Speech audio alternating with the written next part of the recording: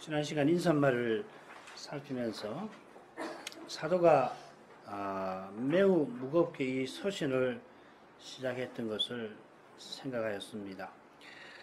이 서신의 무거운 분위기는 다른 서신들과 달리 인사말에 이어서 감사라든지 기도가 없는 데서 짙게 느껴집니다. 그렇게 문제 많은 고린도 교회에 서신을 보낼 때도 그리스도 예수 안에서 너희에게 주신 하나님의 은혜를 인하여 내가 너희를 위하여 항상 하나님께 감사한다 하면서 고린도에 있는 하나님의 교회 곧 그리스도 예수 안에서 거룩하여지고 성도라 부르심을 입은 자들에게 전하였습니다.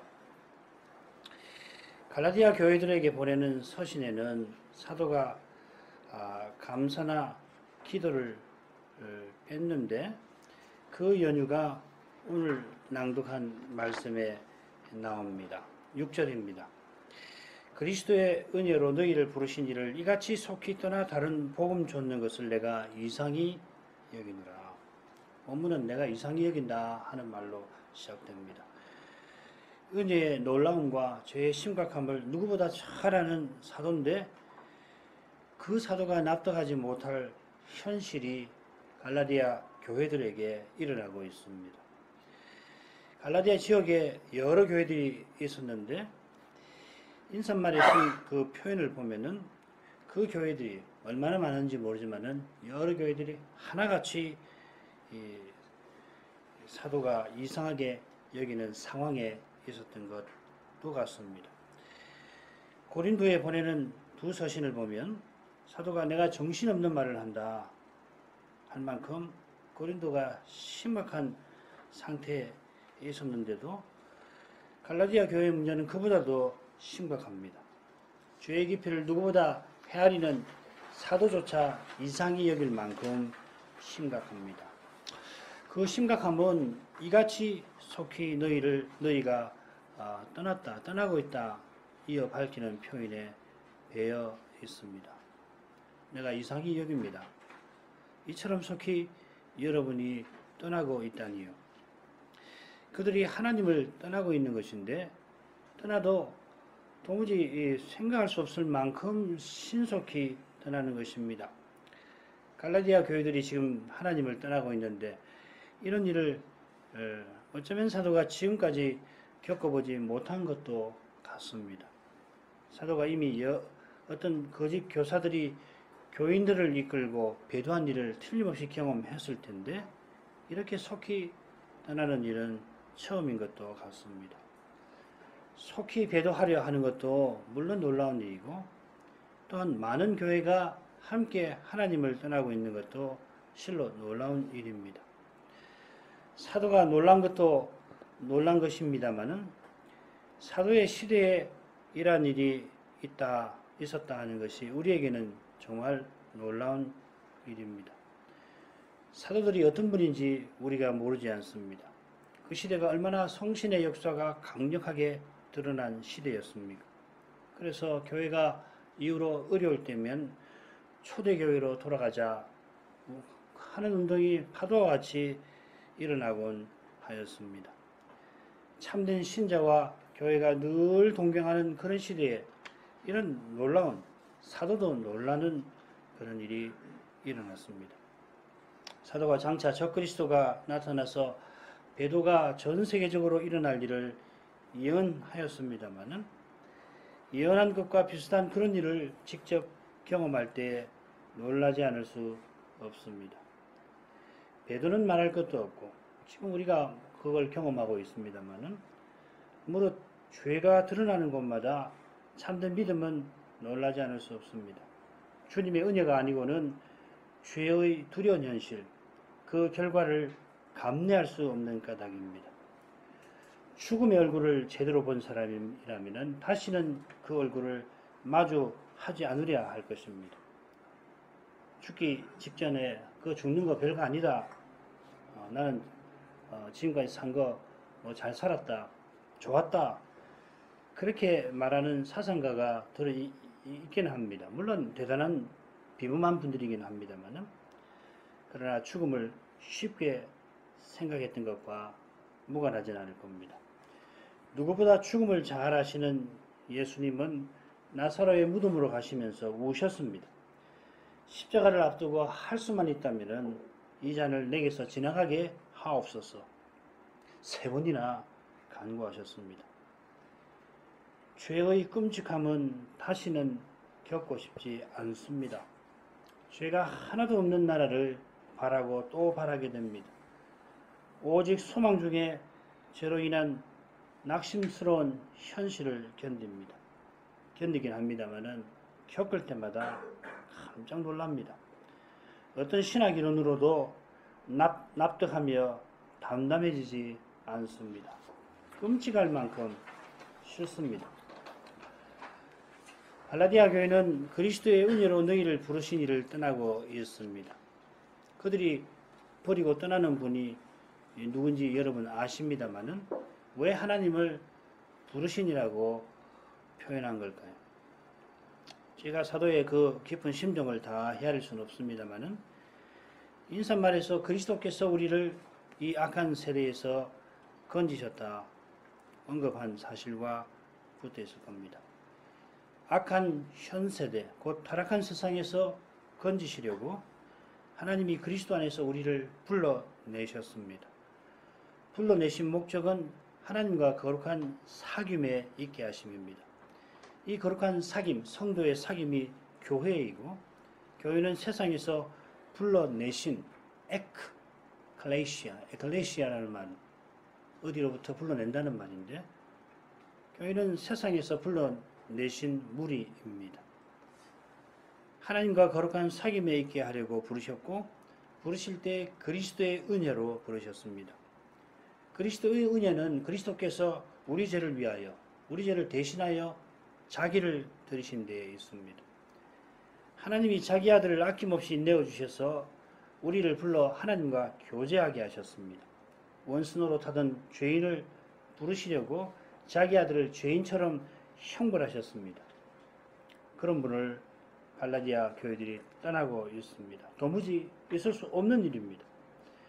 구약 백성의 배도를 혼인관계를 깨뜨리는 것에 비유하곤 합니다만은, 아내가 훌륭한 남편을 버리고 다른 남자들에게 찾아가는 것이 얼마나 잘못인가 잘 아는 그들이라 하나님을 배도하는, 언약을 지키지 않는 무리라도 그걸 잘 아는지라 그런 비유를 통해서라도 자기 죄를 조금이라도 헤아리라고 사도가 거기다가 빗댄 것이지, 하나님을 떠나는 일은 혼인서약을 어기는 것과 비할 수 없습니다. 가장 있을 수 없는 일입니다. 절대 있어서는 안 되는 일입니다. 그런데 구약 시대에 일어났고 사도 시대에 일어나고 있습니다. 그러나 이 이상하고 이상한 일이 오직 은혜로 구원받는 도리를 더욱 생생하게 만듭니다. 오직 은혜는 말씀과 어긋나 보이는 현실에 믿음이 와르르 무너지는 그 경험에서 더욱 생생합니다. 주님의 손이 우리의 손을 붙들고 계셔서 우리의 손이 여전히 주님의 손을 붙드는 것입니다. 앞으로 갈라디아 교회의 문제가 무엇인가 좀 더 구체적으로 생각하겠습니다만은, 그 문제가 사도가 지금 고치려고 하는 그릇된 교훈의 내용이 하나님을 떠나고 있는 이 현실과 붙어 있다. 그만큼 심각한 것이다 라고 하는 것을 기억해야 합니다.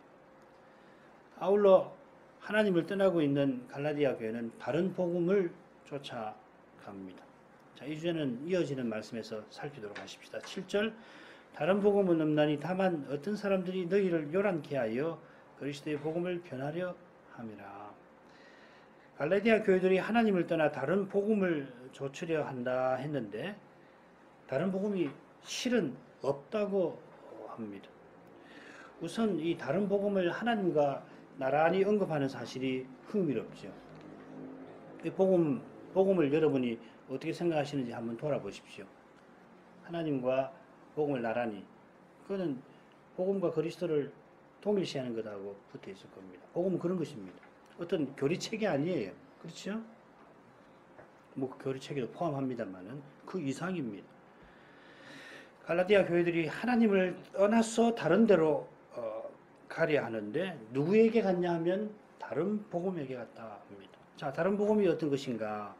갈라디아 4장에서 조금 더 구체적으로 언급되는데 읽어보겠습니다. 갈라디아 4장 8절 9절 그러나 너희가 그때에는 하나님을 알지 못하여 본질상 하나님 아닌 자들에게 종로를 하였더니 이제는 너희가 하나님을 알 뿐더러 하나님이 아신 바 되었거늘 어찌하여 다시 악하고 천한 초등 학문으로 돌아가서 다시 저희에게 종노릇 하려 하느냐.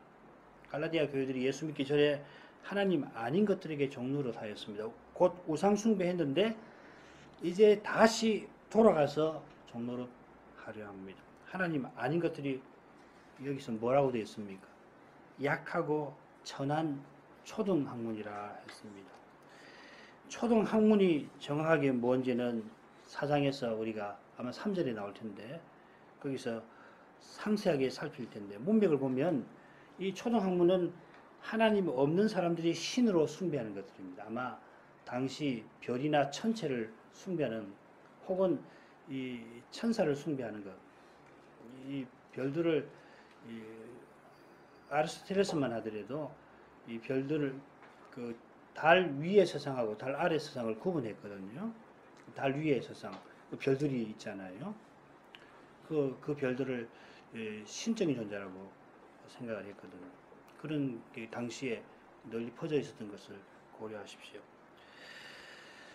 갈라디아 교회가 이전처럼 천체나 별들을 지금 섬긴다는 말이 아니라 그들이 믿음으로 의롭다 하심을 받은 자답게 약속의 성신을 조차 행하지 않고 율법 행위를 조차 육체의 행위를 내놓고 있는데 실질적으로 이전과 다를 바 없다 하는 것입니다. 자, 이런 내용에 비추어 다른 복음이 없다는 것은 마치 우상을 가리켜서 없는 것이다, 헛것이다 하고 말하는 것과 같을 겁니다. 하나님을 떠나서 하나님을 대신할 그런 것은 존재하지 않습니다. 사람이 있다고 착각할 뿐이고 거짓으로 만들어낼 뿐이지 우상. 그런 허망한 데에 그렇게 속히 떨어지다니 놀랍습니다 하고 사도가 말하는 것 같습니다. 아울러서 그런 아무것도 아닌 그것을 복음이라 부른 이유는 갈라디아 교회들을 배도의 길로 떨어지게 하는 사람들이 자기들이 예루살렘에서 와서 복음을 전한다고 주장하는 사실과 붙어 있겠습니다. 혹시 어떻게 하나님을 알고 하나님이 아시는 바 되었다 하는 이 교회들이 그럴 수가 있을까? 그런 생각 들지 않으십니까? 그런 생각이 드실 때마다 사도가 이상히 여긴다고 말한 그 점을 기억하면서 갈라디아서를 읽어야 합니다. 우리 안에 있는 죄가 얼마나 무서운 건가? 하나님 은혜만이 죄를 이긴다, 사한다 하는 그 사실에 비추어 읽어야 합니다. 여기에 오직 믿음으로 구원받는다 하는 고백의 실질이 있습니다. 내가 예수 믿으니까 나는 이제 죄 없다 하고서 제 마음대로 사는 것, 이건 오직 믿음으로 구원 얻었다고 말하기 힘들어요. 그럴 수가 없는 겁니다. 갈라디아 5장 4절 율법 안에서 의롭다 함을 얻으려 하는 너희는 그리스도에게서 끊어지고 은혜에서 떨어진 자로다. 그리스도의 은혜를 떠나서 의롭다 하심을 얻으려 하는 그 위험이 갈라디아 교회들에게 분명히 있고 그 위험은 실로 두려운 것입니다. 그리스도에게서 끊어지고 은혜에서 떨어진 것이다. 그런 위험을 향하여 지금 너희들이 나가고 있다 하는 것입니다. 다른 복음은 없고 다만 너희를 요란케 하여 그리스도의 복음을 변하려 하는 자들이 갈라디아 교회를 공격하고 있습니다. 바울 사도는 그들을 거짓 형제라고 2장에서 언급하는데 뭐라고 그러냐면 그들을 요란케 하는 자, 선동자라 부릅니다. 자, 이들이 누군지 그 정체를 사도가 점점 드러내는데 갈라디아서 마지막 부분에 사실은 그들의 정체가 가장 선명하게 나옵니다. 6장 12, 13절 무릇 육체의 모양을 내려하는 자들이 억지로 너희로 할례를 받게 함은 저희가 그리스도의 십자가를 인하여 핍박을 면하려 함뿐이라. 할례 받은 저희라도 스스로 율법은 지키지 아니하고 매우 역설적이죠. 율법을 강조하는데 실은 율법을 지키지 아니하고 너희로 할례받게 하려는 것은 너희의 육체로 자랑하려 함이니라. 그들은 갈라디아 교인들에게 억지로 할례받게 합니다. 그처럼 이방인과 식사 교제를 금합니다. 2장 1절부터 10절까지 주제죠. 그리고 날과 달과 여러 절기를 지키게 요구합니다. 4장에 나옵니다. 이 세 가지가 중요합니다. 할례, 식사법, 그리고 절기에 관한 법, 이런 것들을 강조하지만 실은 율법을 지키진 않아요. 율법을 행하게 하는 것, 특별히 이 세 가지를 행하게 하는 것을 자랑하려 합니다. 우리들이 이렇게 갈라디아 교회들도 이렇게 지키게 했다, 만들었다 하고 자기들의 공로를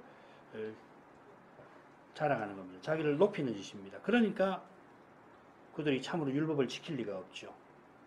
자기를 자랑하는 사람이 율법 못 지킵니다. 안 지키는 겁니다. 율법의 정신과 자기를 자랑하는 거하고는 맞질 않잖아요. 그러니 자기를 높이는데 율법의 정신을 어떻게 알 겁니까? 몰라요. 누구보다 열심히 율법을 지킨다고 그렇게 유난할지 모르고 형식적으로는 그렇게 보일지 모르지만 어림없는 일입니다. 역설인 같은데 그래요. 율법은 강조하지만은 율법의 정신은 놓친 것입니다. 자기 자랑하는 사람은, 자기 높이는 사람은 절대로 율법 지키지 못합니다. 그들이 어떤 방식을 사용하는지 한번 보십시다. 4장 17절 저희가 너희를 대하여 열심을 내는 것이 좋은 뜻이 아니요 오직 너희를 이간 붙여 너희로 저희를 대하여 열심 내게 하려 합니다. 예, 이 거짓 선생들이 겉으로는 갈라디아 교회를 정말 위하는 것처럼 간이고 설교고 다 띄워줄 것처럼 그렇게 합니다만 실은 왜 그렇게 하냐면은 갈라디아 교회들이 자기들을 떠받들게 하려고 자기들에게 마음을 다 쏟게 만들려고 하는 겁니다. 그러려고 무슨 짓 하느냐? 갈라디아 교회하고 사도를 이간질 시킨다는 것. 이게 주님의 십자가와 얼마나 다른지 아실 겁니다. 그러니까 이들이 십자가에 박해, 십자가 복음을 전해서 고난받는 거 싫어서 그런 짓 한다고 그러잖아요. 사도는 자기가 오해받아도 오해하는 교회들을 주님에게 향하게 하려고 기꺼이 고난받지 않습니까? 이들은 정반대로 행하는 겁니다. 이들이 십자가를 제대로 알 턱이 없습니다. 자기를 높이려 하니 핍박받지 않으려 합니다. 그런 자들은 복음을 깨닫지 못하고 도리어 그리스도의 복음을 변질시키려 합니다. 복음을 들어 압니다만, 그러니 선생이 되었습니다만은 복음을 변질시키고자 합니다. 여기 원한다는 표현이 중요합니다. 변질시키기를 원한다는 겁니다. 교회들과 교인들의 마음을 주님에게 향하게 아니하고 오히려 자기들에게 향하게 했기 때문에 자기들을 높이려 하니까 그 죄를 뻔히 드러내는 복음이 불편합니다. 우리 안에 죄가 드러나니까 불편한 건 사실입니다만 강설 들을 때마다 불편하지요. 그러나 스스로 거북함을 불편함을 가라앉히려 할 게 아니라 회개하여서 인정하고 하나님 앞에 그리고 회개하여서 참된 평안을 얻는 것입니다.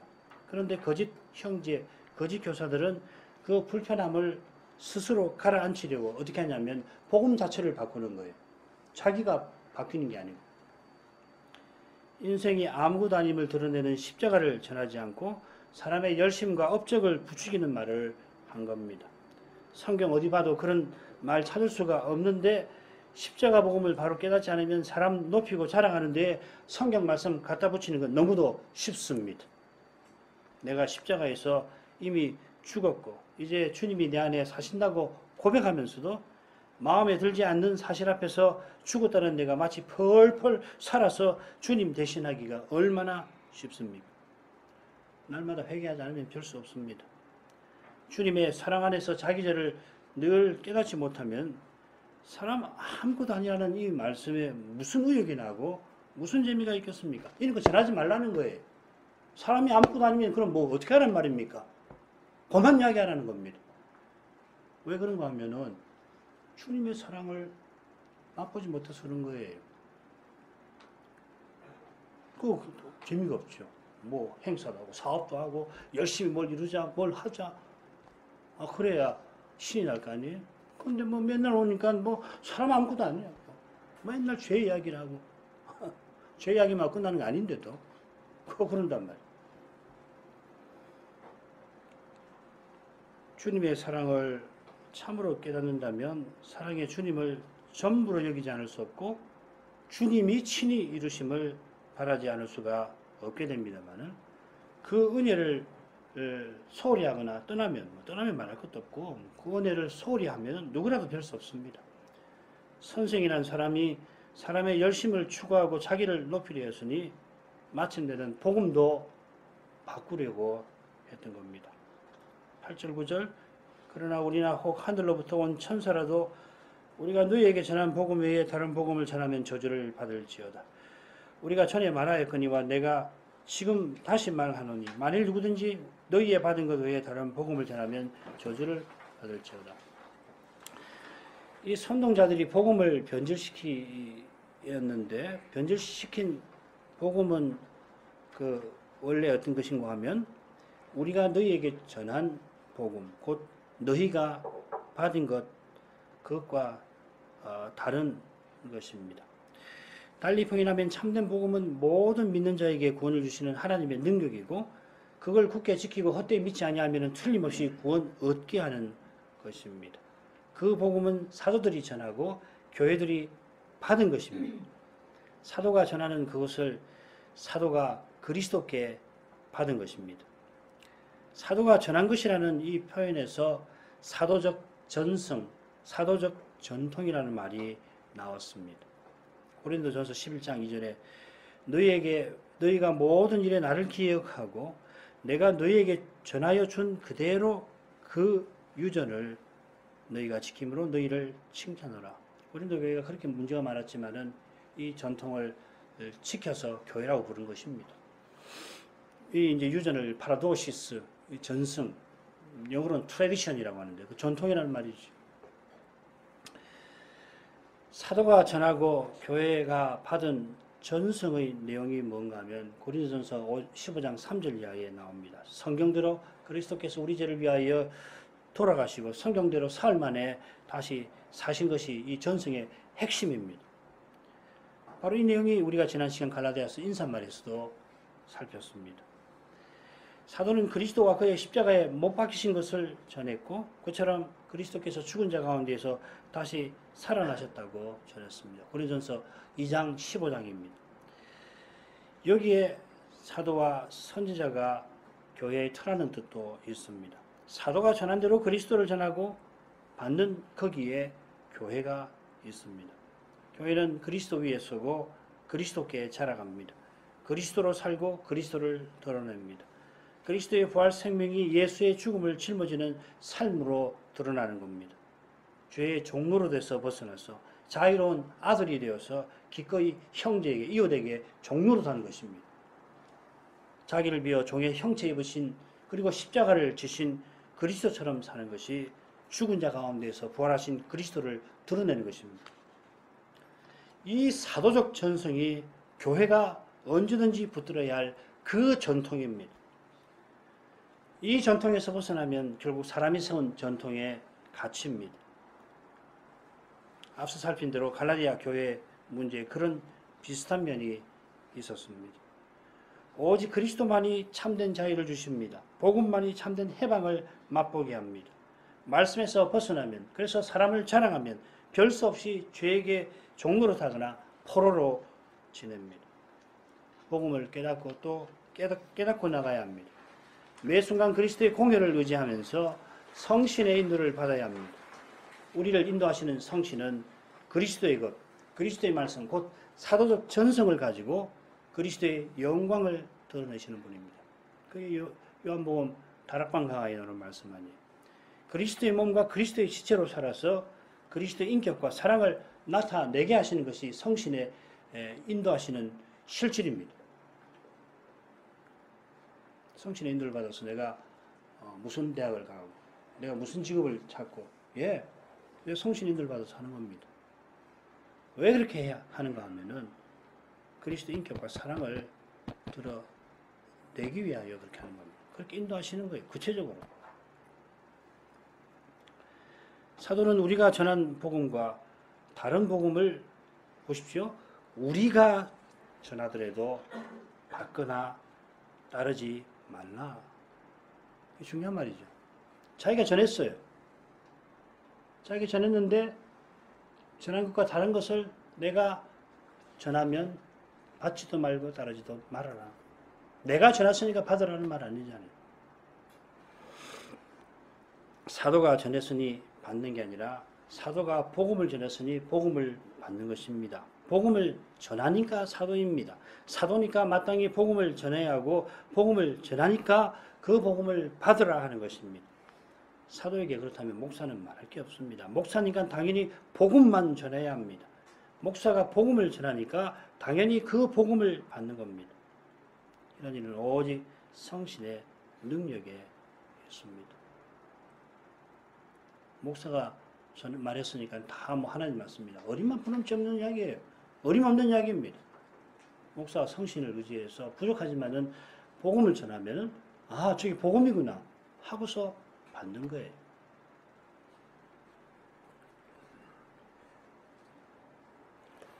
주님이 승천 전에 사도들어 성신의 약속하신 성신을 기다리라 하셨습니다.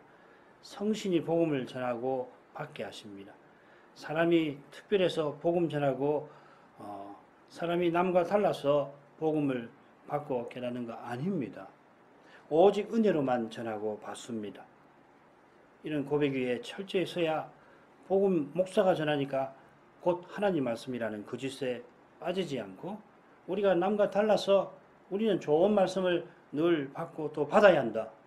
자격이 있다 하는 착각에 떨어지지 않습니다.